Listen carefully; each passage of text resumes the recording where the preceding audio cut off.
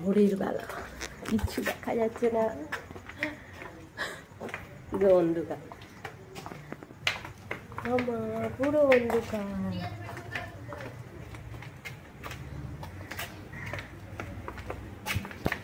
শুরুর ভিডিওটা দেখে তোমরা বুঝতেই পারছো কতটা মানে অন্ধকার ছিল ভোরবেলা এখনই। তো এই যে হাওড়া ব্রিজটাও তোমাদের সাথে শেয়ার করলাম। হাওড়া ব্রিজ ধরে এবারে ট্রেনে উঠবো। ট্রেনে উঠে একদম নেমে পড়বো, তখন ভিডিওটা তোমাদেরকে দেখাবো। কারণ হচ্ছে ট্রেনটা এতটাই ভিড় ছিল যে আমার ভিডিও করার মতন সুযোগই ছিল না, তাই একদম স্টেশনে নেমে তোমাদের সাথে শেয়ার করছি। এটা হচ্ছে রামনগর। এই যে দেখো, আমি স্টেশনটা তোমাদেরকে দেখাবো, একটু জুম করে দেখাচ্ছি তারা। এই যে দেখো রামনগর, রামনগরে নেমেছি ট্রেন থেকে। আর ট্রেনটা কতটা ভিড় তোমরা একটু দেখো, দেখলেই বুঝতে পারবে।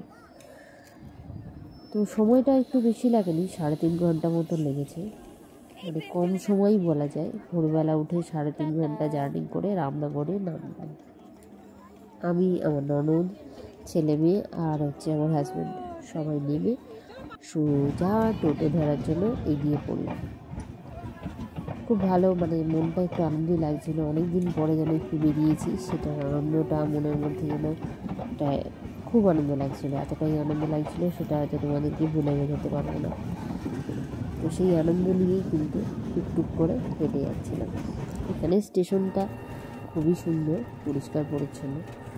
নেমে গেছি, নেমে যাওয়ার পরে সঙ্গে সঙ্গে ওখানে টোটো পাওয়া যায় রামনগর স্টেশনে।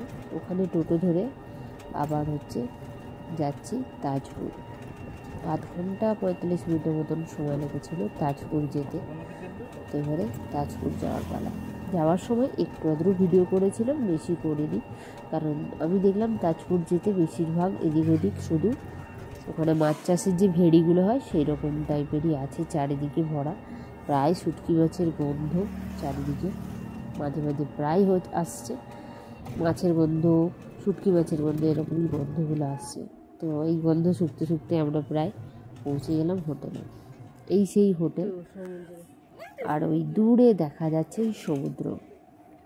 তো এর পরের ভিডিওতে তোমাদেরকে আরবার পুরোটা দেখাবো।